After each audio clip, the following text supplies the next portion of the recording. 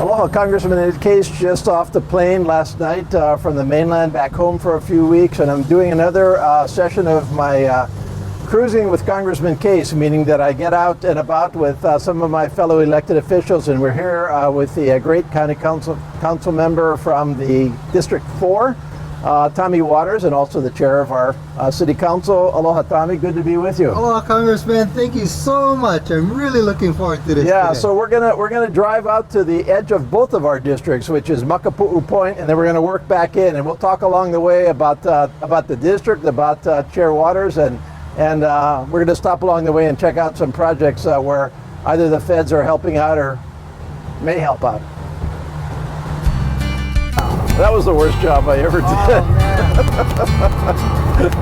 Oh, man.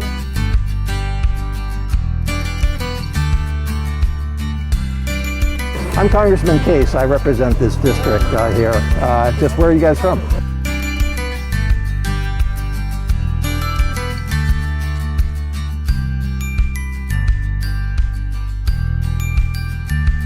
So Makapuu, all of Hawaii Kai you and I share. Portlock, Hahaioni Valley, Kuli'o'o, and then moving westward, we have Hawaii Loa Ridge, Wailai-Iki, Aina Haina, Niu Valley, Wailupe, Wailai-Nui Ridge. I mean, you and I both walk door to door in this district, and it's a difficult district to walk. I've walked all of those. Yeah. Even Hawaii Lower Ridge. I think I got in there. You got in Hawaii Lower Ridge? You know, funny story. Never let a gated community stop a politician wanting to go door to door. Exactly. And you can put that on tape. Because you know what? We have a right to come to your house. So I go up there, and I'm like, hey, this is Wailai-Iki 5, there's a gate. I'm here to see Ben Cayetano. Okay, go right in. I felt nervous though. I turned around and came out. But it's too funny that I got in. I don't think I used the Ben Cayetano excuse up there. Is that the one that you go on the trail?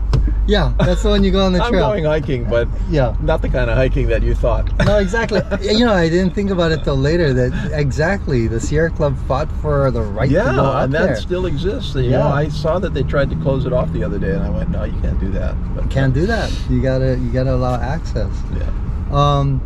But yeah, all those mountains, including Mauna Lani Heights, Wilhelmina Rise, as people normally call it. That's where I live. I love Kaimuki. I have half of Kaimuki.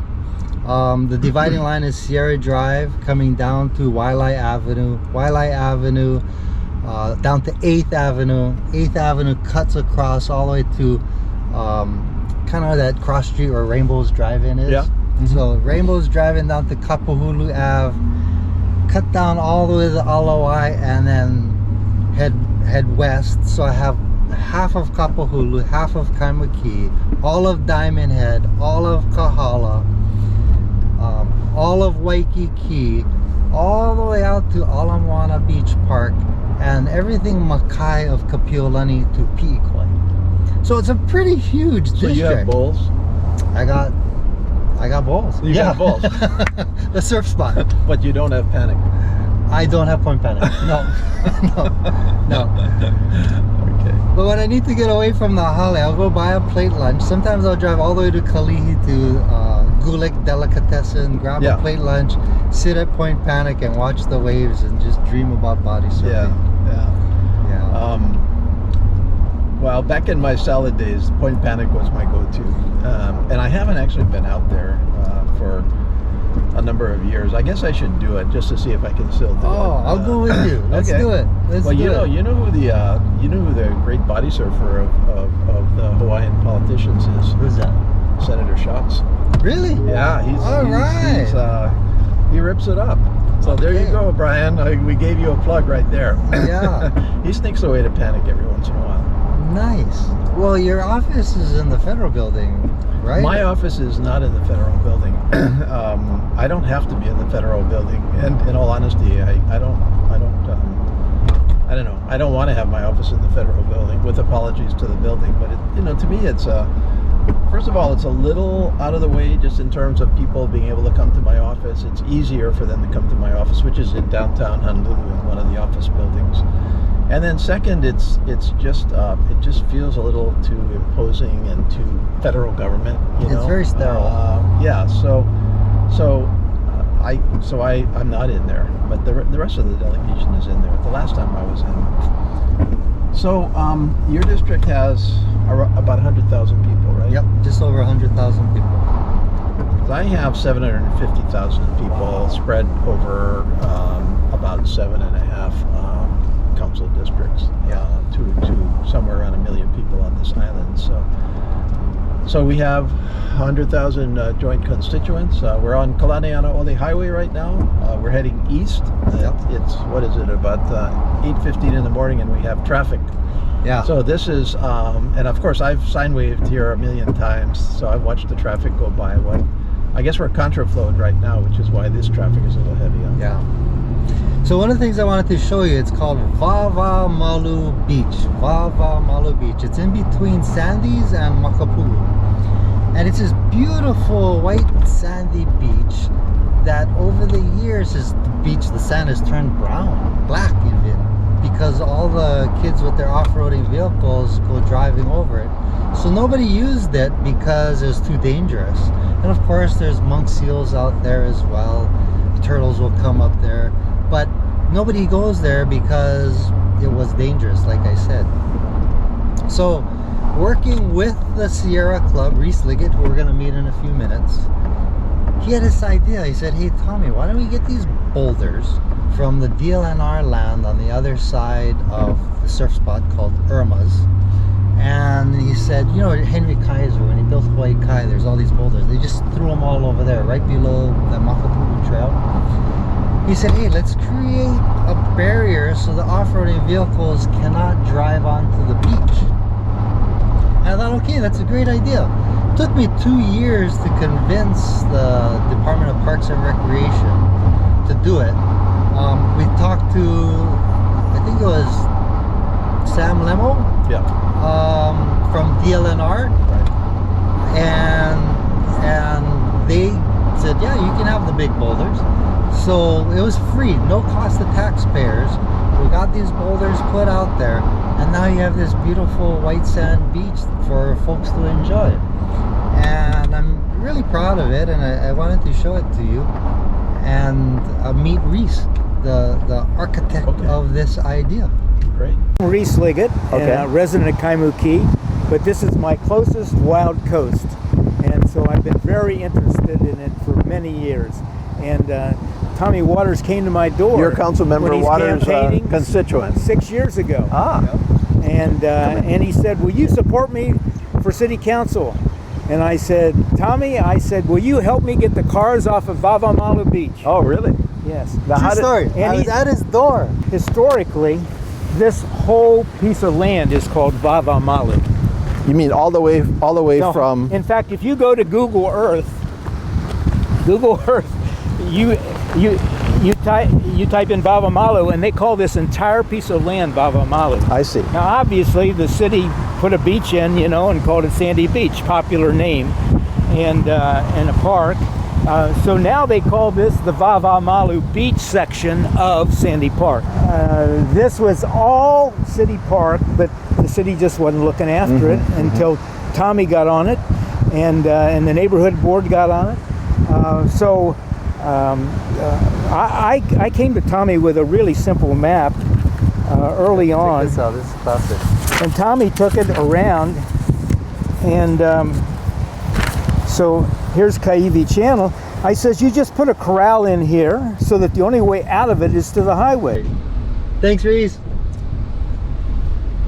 Yeah, it wasn't Sam Lemo, it was Crooked Trail. Yeah. Well, Sam has the coastline, so it would have, it could well have been Sam.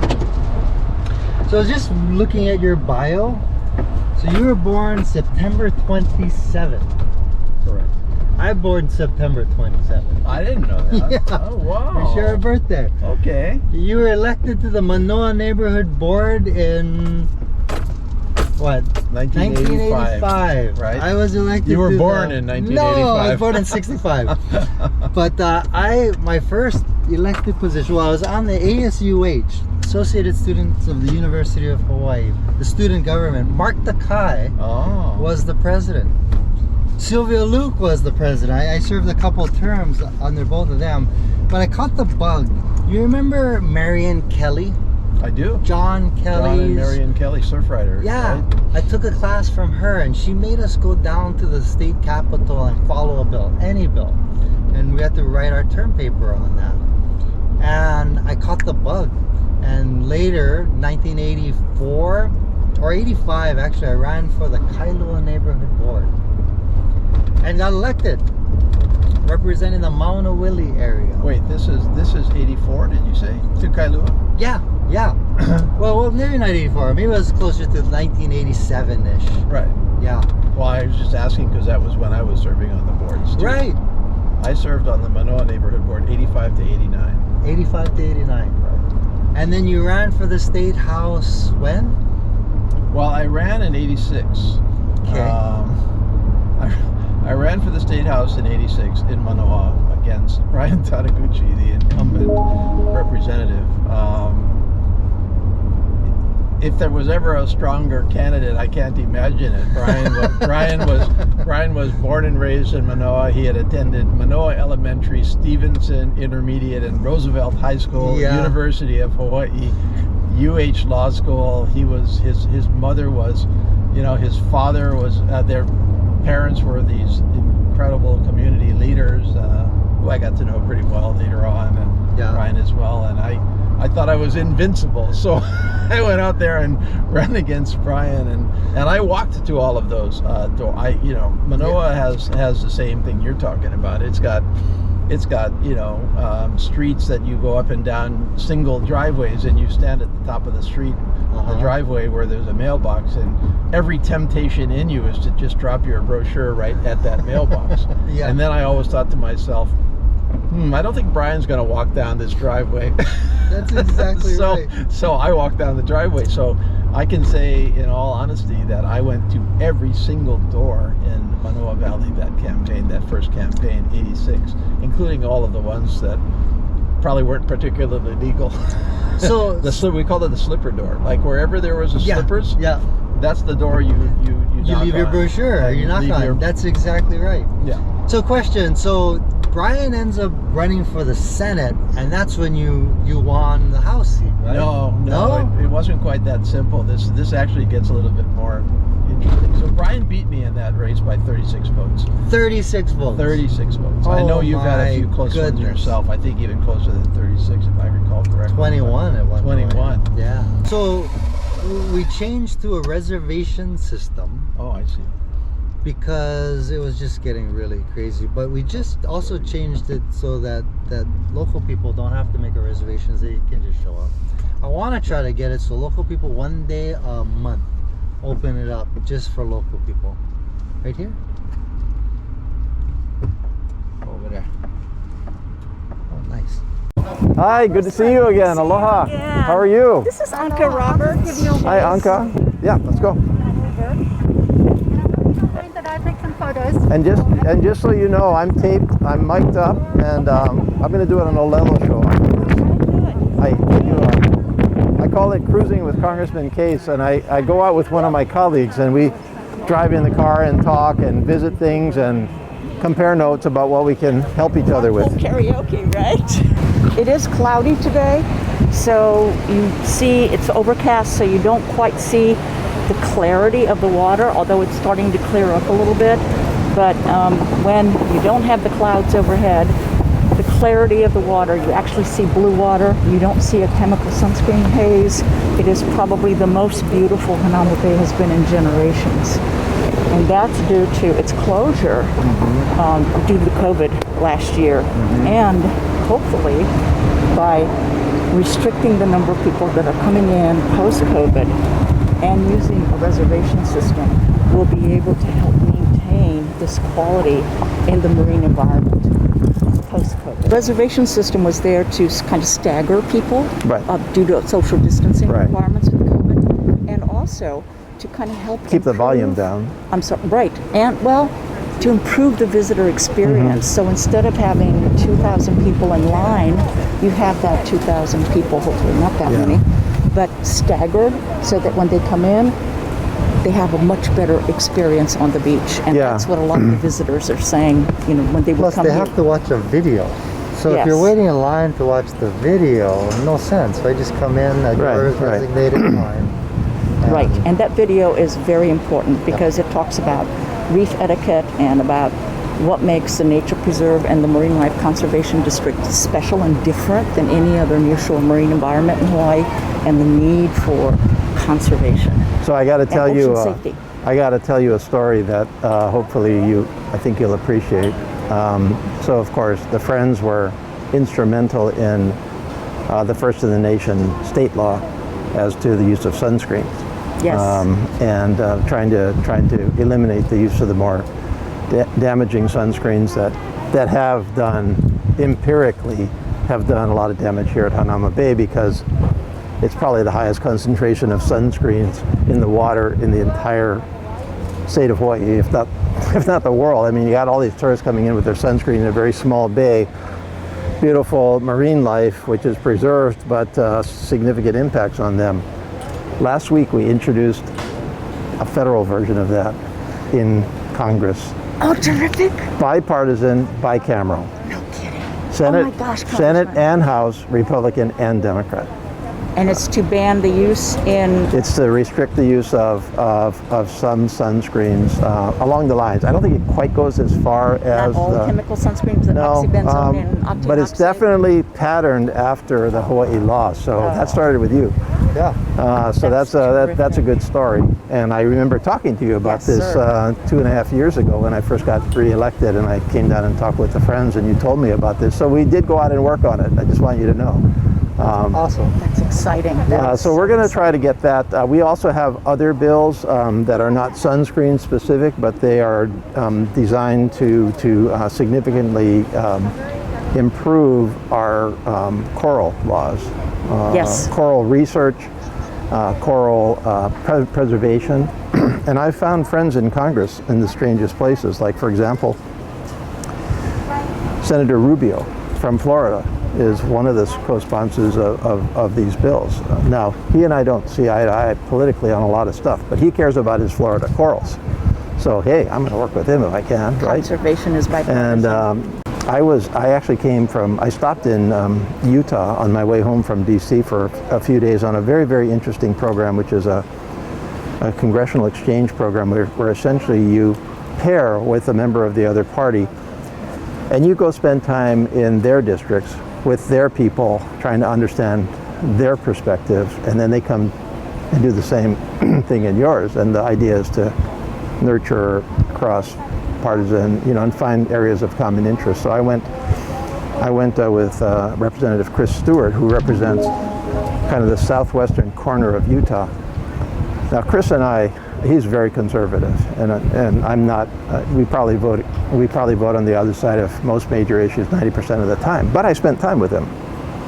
One of the things we did was to go. He has Zion and Bryce National Parks in his district, and we went into Zion, which is just a spectacular national park. It's the fourth most visited national park in the country. It gets 4.4 million visitors a year.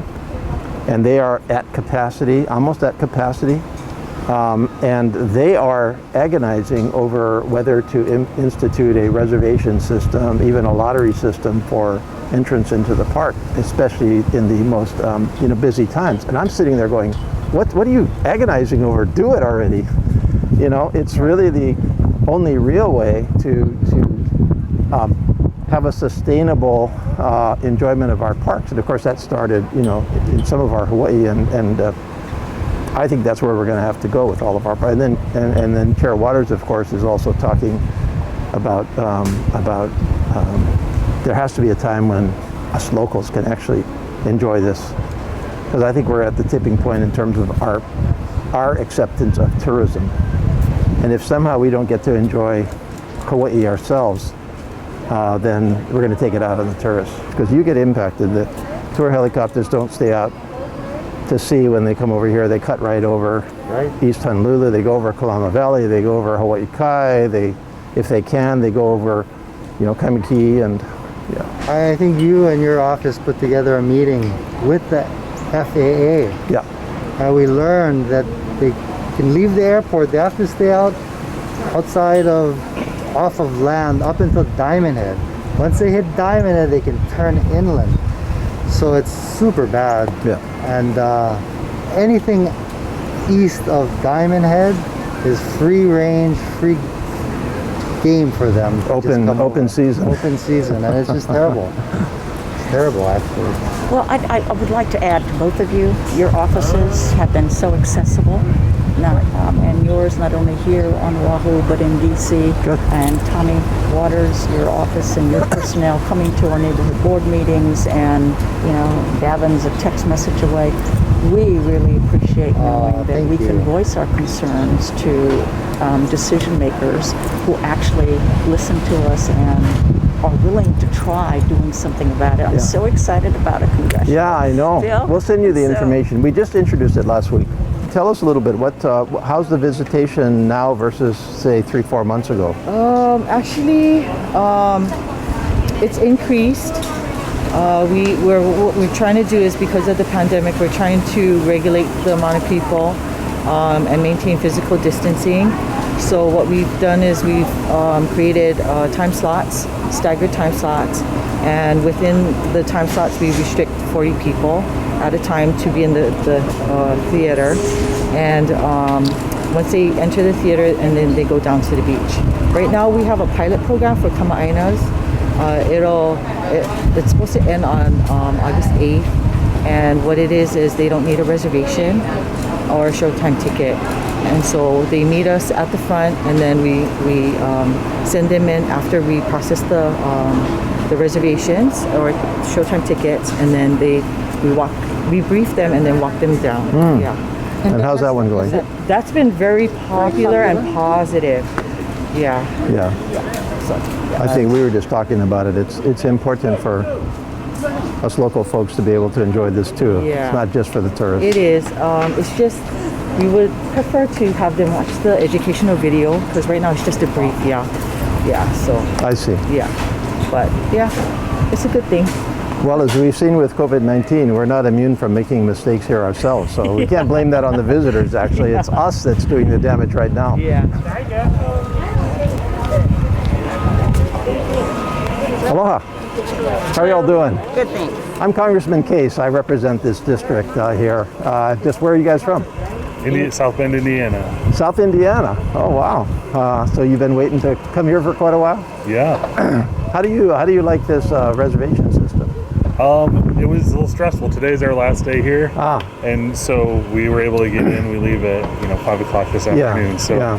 But we're excited So to have the opportunity. how did you know about Hanama to start with? Was it in a book or? A recommendation from someone who's been here. So you had your last day here, but you were able to get online and sign up and get a time. What do you think of the idea of a reservation system at our? I mean, from reading about it, it seems like it makes sense with how bad the bay was for a period of time. So really bad, very overcrowded, hard to regulate. Local residents were getting so crowded out that we are all getting upset at tourism, which is not a good thing. Yeah. But, okay, good. Well, thank you so much. You guys have a great trip back. Thank you. Okay, aloha. Chris Kramer is with the Mauna Lua Fish Pond Heritage Center. Remember the old re-walled estate? Yeah, I think I've read about this fish pond. That's the one that just kind of is in the middle of, it just kind of comes up anywhere, right? Yeah. It was a beautiful, beautiful old house. Anyway, the city, using the Clean Water and Natural Lands Fund, purchased it. Turned it over. Is that a city fund? Yes. So we take a portion of the CIP, Capital Improvement Projects Fund, and put it into this fund so that we can buy land, right, and preserve it. So we did the same thing in the very back of Aina Haina. Jeff Stone was gonna develop these homes in the trailhead in the back of Aina, so we bought that. So we used the same fund to purchase this property and turned it over to a nonprofit, which is the Heritage Center, folks. And they're malamaing it and bringing it back to life. It's a natural spring. I've heard about it. Yeah, no, it's awesome. I didn't realize. When did you actually buy it? 2014, I think. I didn't realize. I thought there was still some dispute over ownership that had prevented you from. Mahalo, you guys. Thank you for your hard work. How are you guys doing? Welcome. Yeah? At the parks. How's business today? Okay. Oh, yeah. Okay, aloha. Aloha. Have a good one. Thank you. Every opportunity I get just to thank the city workers for all their hard work. Yeah. It's just, you know, because they work hard. Yeah. Mahalo, you guys. Thank you for all your hard work. Aloha.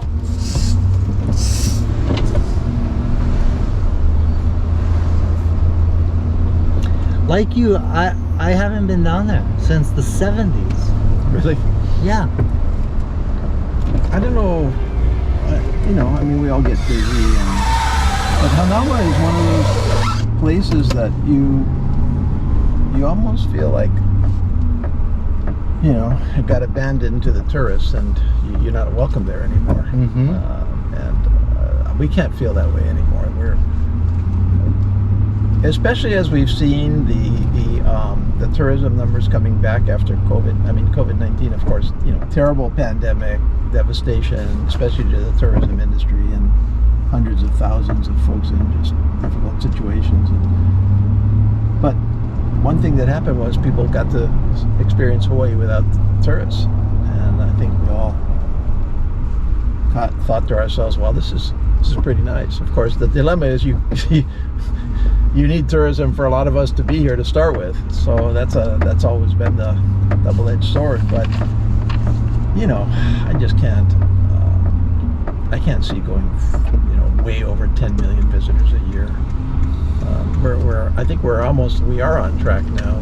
We're back on track for 10 million. We're back to 30,000 plus arrivals a day. Mm-hmm. Isn't that crazy? I came through the airport yesterday, and it was a zoo.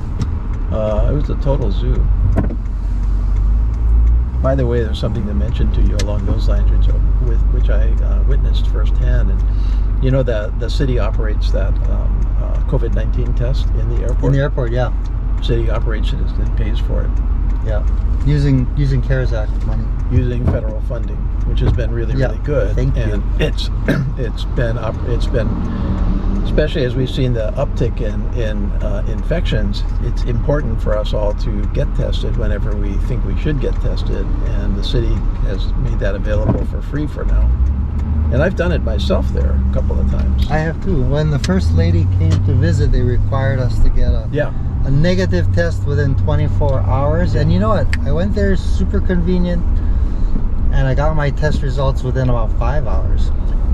Well, I got in yesterday after, look at that, so beautiful. I wish the video could see the view we see, but you can you all can imagine it in your mind's eye, the coming over the top by Hanauma Bay and looking down through Honolulu Bay, down the entirety of Councilmember Waters' district, all the way to Diamond Head, Black Point, Kahala, all of the ridges we talked about earlier. It's just really one of those. You know, I have to say that our entire island is beautiful, but we represent one of the most beautiful portions of the island. Wouldn't you agree? This is, I mean, it's you know, Honolulu's a city. People don't realize that it's a real city. It's got, you know, it's got a very high.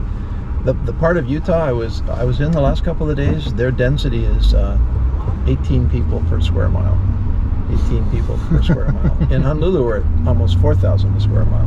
Yeah. And yet, with all of that city and that density, it is really beautiful. You get the mountains and the ocean and that's why fighting for open space is key, right? I mean, I'm fighting for affordable housing for homeless folks, but at the same time, we gotta appreciate and preserve open space. it's going to become even more important. So anyway, back to the COVID test quickly. So I get off the plane yesterday. I've been in Utah for 2 days. I'm vaccinated, so but you know, as we know, people that are vaccinated can get infected. So I went right as soon as I got off the plane to the city's COVID test at the airport. Yeah.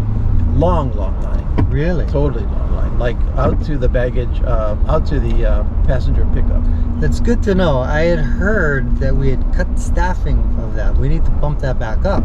Well, there's a lot of people that are trying to get tested, and from what I could see, it wasn't tourists that were trying to. Of course, the tourists were supposed to get tested before they get on the plane. But, Right. But there were, and I was talking story with people in line, like, why are you getting tested? Well, some of them because they're going, you know, inter island or up to the mainland, but most of them, they just, maybe they thought they were in some kind of a COVID situation. They just wanted to be sure, and we want them to get that test.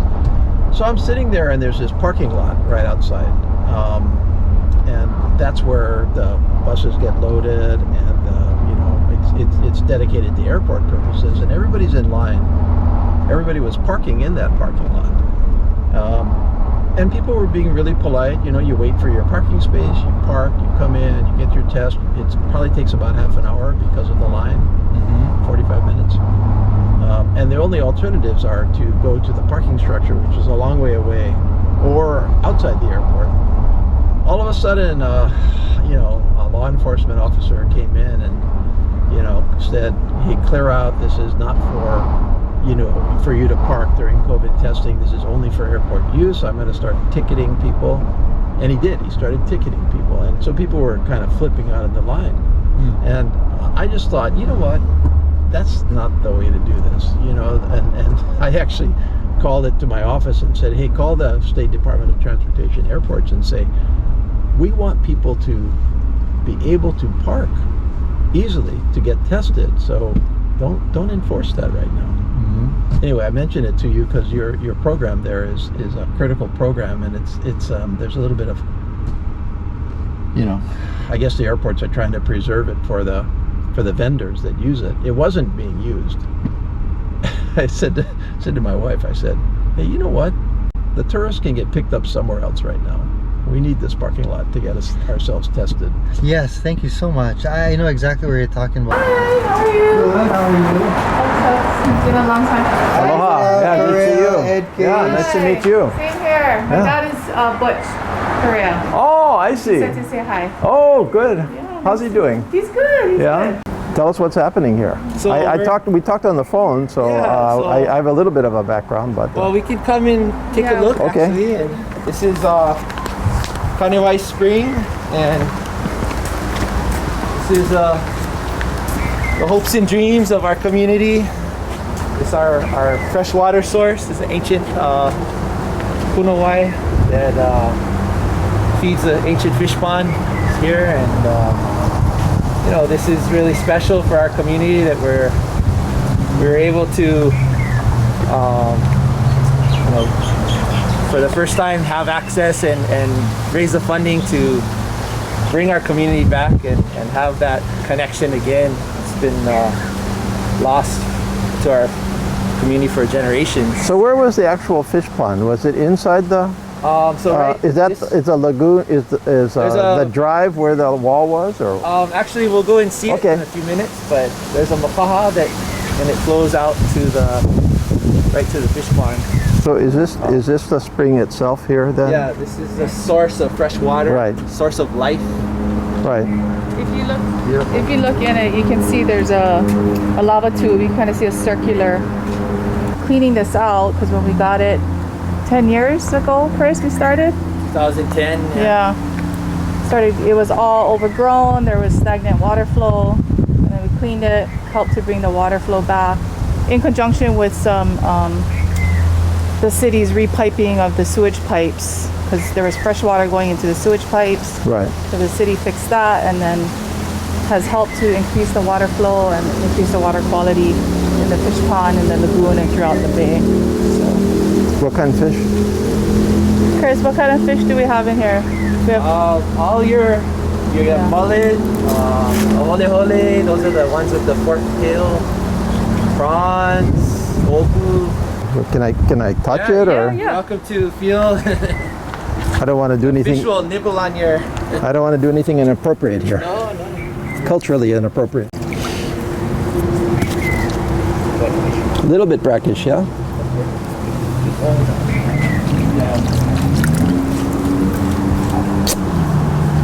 Nice. Sweet, right? It is sweet. Yeah. I kind of feel like I taste a little bit of salt, but Yeah. just a it's touch, yeah? The hint, that's what gives it the sweet taste of the fish. All right.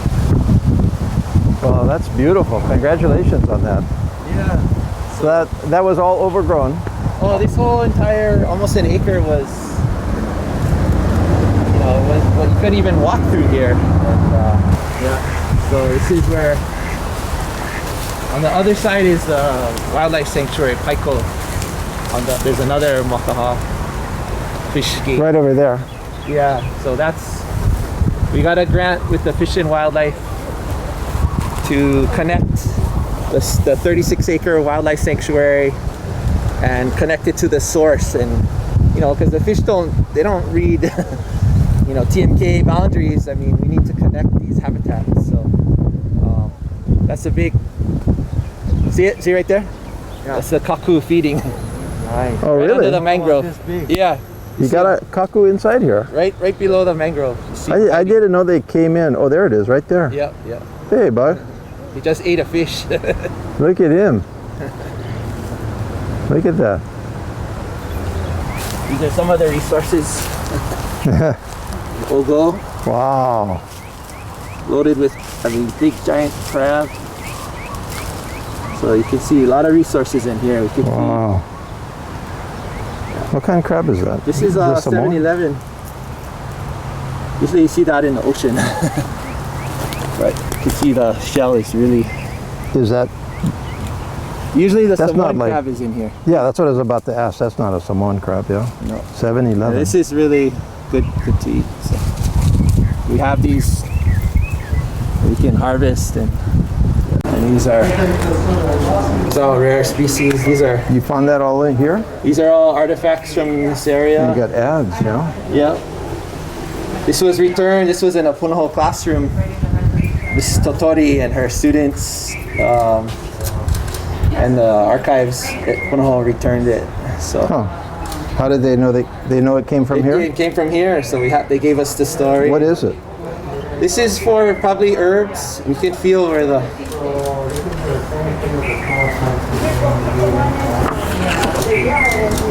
Yeah. these are all from the area, and Ian Lin brought this back. You can feel the Is that coral. what's called? Ulamaika. Ulamaika. Yeah, look at that. This was in the fish pond walls for slingstone.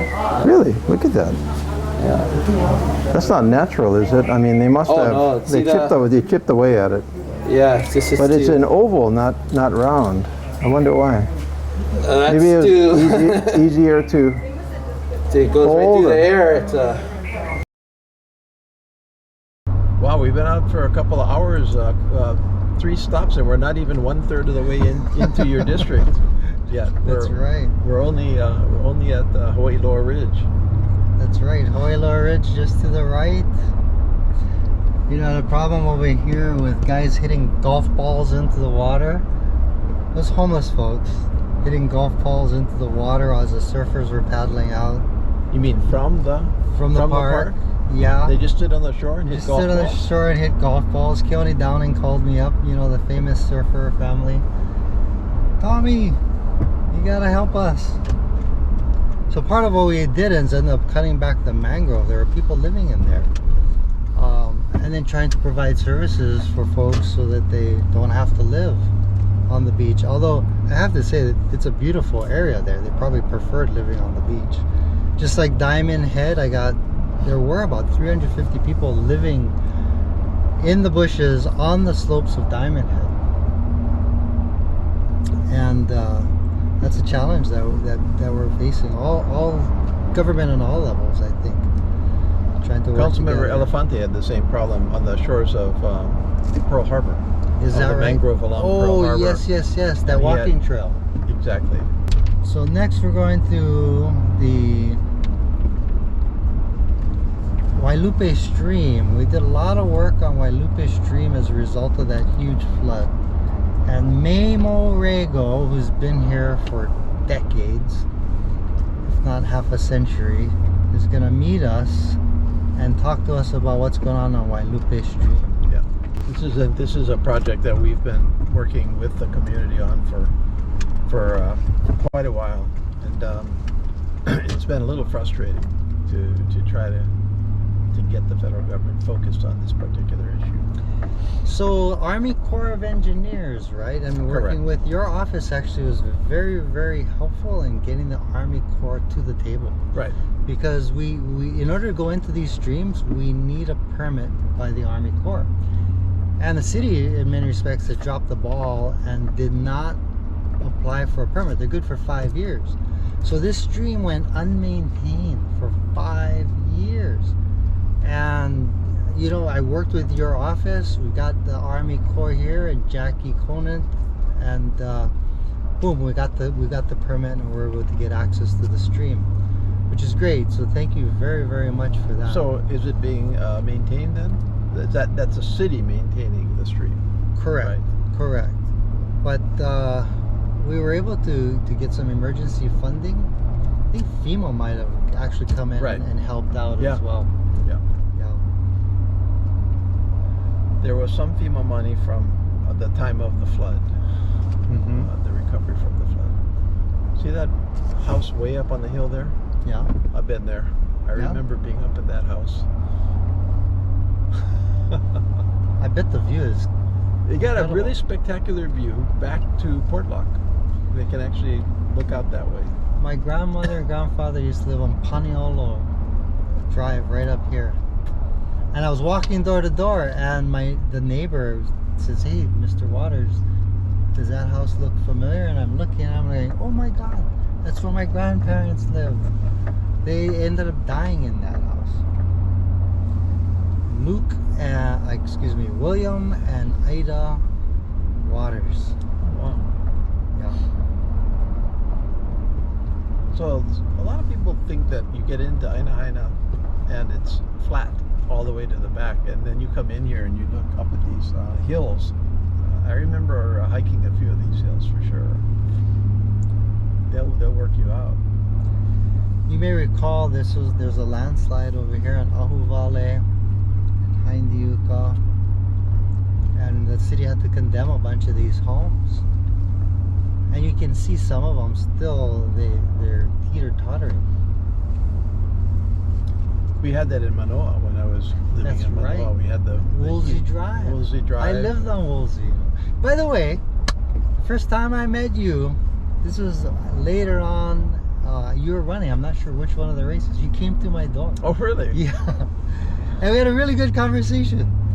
This was, geez, I can't remember. I think this is the time you're 94, right? By then I had moved to town. I was living in Manoa. Why were you living there? Were you school? I was at UH. Oh. Yeah. Closer. The commute was easier. So there's 1176. Here's 1184.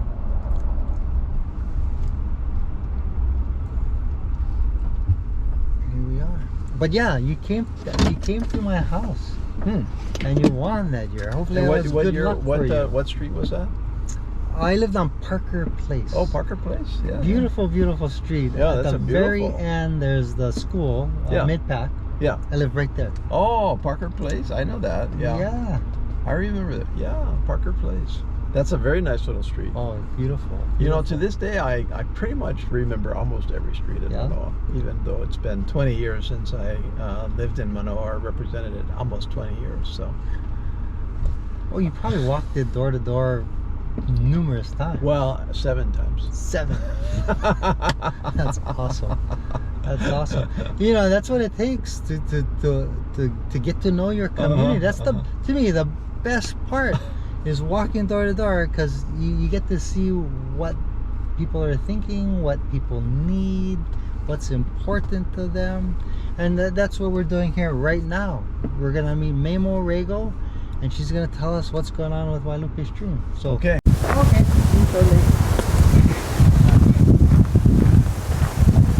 Boulder basin there. It would be deep enough that I wouldn't be able to touch the top. But of course it's all filled now, right?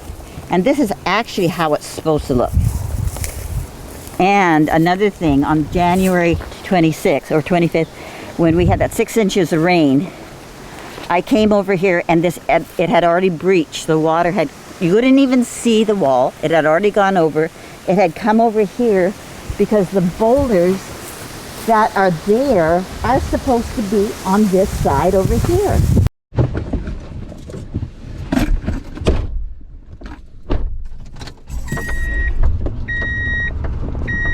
Interesting. Yeah. And she's a community advocate. Like I said, lived in this valley for decades. 74, she said she moved in.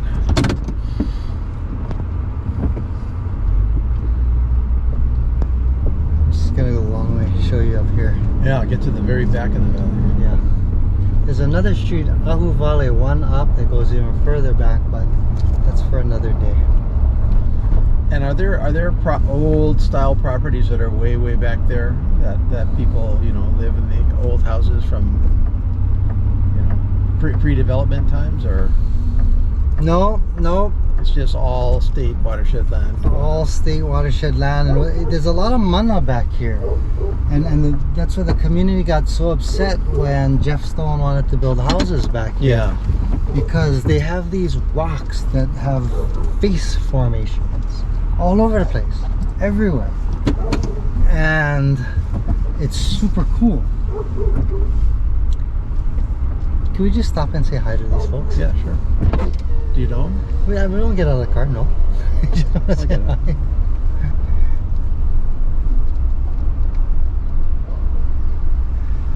Aloha. I brought your council member by to say hi.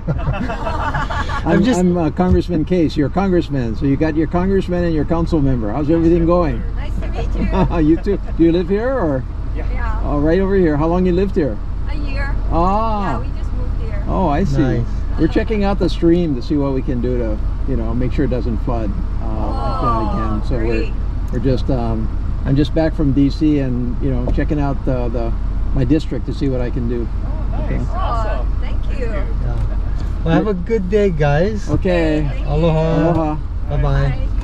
Because there's a ditch, a water ditch that for flood mitigation, and they're not cleaning it. Well, and you don't clean it. And by the way, that's all city land. I think it's city, not state. Yeah. It's not developer land. Yep. It's all So city. there's some liability issues. No, exactly. So I'm trying to get our guys to get in there and clean it. Whose responsibility is this? Still the city? Yep. This does the boulder basin. The other part is the state, and from the Kalanianiole Highway Bridge to the ocean are private. It's the people that live there. That's their problem. So we Their have problem three is to people- maintain the basin, the channel? Yes. Why, do they own it? Yes, evidently they do. Yeah. So why did they maintain upstream and not downstream? Because they said they ran out of money. So this was just where they ran out of the money? Yeah. They actually did, they came in here, but they used weed whackers instead of coming in with the machines like they used to do. Yeah, like look at that, how cool there. Oh, I mean, it's just, thank you so much. So I got my project, and I'll work with him to. Okay, thank you. Whatever he And needs if to you need any more papers, we have tons of papers. Yeah. So this is the Kuhio Beach Maintenance Project. We started in March, finished in May. The sand was pumped from offshore right about up in that area and pumped into this basin. That's the Diamond Head Kuhio Beach Basin. Yeah. And so we had a huge pile of sand there, about 20,000 cubic yards. So we piled up all the sand first. And once it was all piled up, we actually had to clean out this entire area, and we trucked the sand all along the beach. The idea is about every 7 years or so, we have to pump the sand in from offshore because it tends to migrate. The prominent migration is from east to west. Although there is some summer redistribution, like right now in the summer it tends to be higher on the Eva end. We were able to about double the size of the beach, and we just measured it at the end of last month, and we've been able to retain most of the sand that was pumped. However, it's normal to lose the sand over time. That's why they call it a maintenance project. I mean, essentially, the only way that we can keep sand on this beach is to periodically pump it back in from offshore. And but the nice thing is the creation of the new Royal Hawaiian groin that we built has done, as you would expect, a much better job than that old dilapidated groin of holding the sand in. So you can see we've got a much stronger beach presence down at the Eva end than we had prior to the You mean down where the red umbrellas are? Immediately Eva of the red. And that's the new groin right there, right? Yep. How's it going? Good. Where are you from? Alaska. Alaska. Holy moly! So you're catching up here, huh? Yes. Yep. I'm Congressman Case. This is my district, and Councilmember Waters down there. So awesome. We're kind of checking out what's happening here and talking about the beach and trying to figure out what we need to work on together. So that's why we're all dressed up. Oh, I was wondering that. Like, you're not dressed for the beach. Well, it looks like you're enjoying yourself. So Yes, we are. This is our last day here. So how was it coming into Hawaii? Was it easy enough, or? it was so easy. Yeah. Alaska Airlines took care of us. Yeah. We got pre-done, went right through. You get vaccinated up in Alaska, no problem? Yep, no problem, yeah. All right. Yeah, so no, it was a piece of cake. We loved it. 7 days here, so. All right, well, enjoy it. All right. Thank you. Incredible couple of hours with City Council Chair Tommy Waters, council member of District 4, all the way from Makapuu, all the way to Ala Moana Beach Park, and up to the top of Wilhelmina Rise, Kaimuki, Diamond Head, and everywhere in between. He and I share 100,000 plus constituents. We spent the morning trying to understand what the concerns are that he sees on the ground. We've talked about preserving some of our incredible coastal resources. We've talked about preserving some of our incredible natural heritage of ancient fish ponds along his district. We've talked about flooding issues in Wailupi. We're down here in Waikiki, the economic engine of our state, and we're talking about the opportunities and challenges of tourism coming back after COVID-19. So Tommy, thanks so much for it. Any takeaways from our time? Yes, first of all, just mahalo nui for spending the time, getting to know our joint constituents. You know, it means a lot when somebody at your level comes to see us and what the problems that we're facing every day. And I was so happy to share that with you. I'm so proud to share this very, very wonderful district. You have a fantastic district, fantastic part of Honolulu in our state, and I'm really happy to represent it with you. And I'm looking forward to a lot of the talk story we had along the way in your truck, your 2005 Toyota truck with your duck fins in the back. I wanted to get out and get in the water with you, but I think you probably do a lot better than me nowadays. But, hopefully our viewers will have enjoyed some of our interchanges, and we censored out the stuff that, in retrospect, we probably shouldn't put it out there. We had a good time, so Okay. and thank you. All right, Thank you very appreciate much. your partnership. Aloha. Aloha.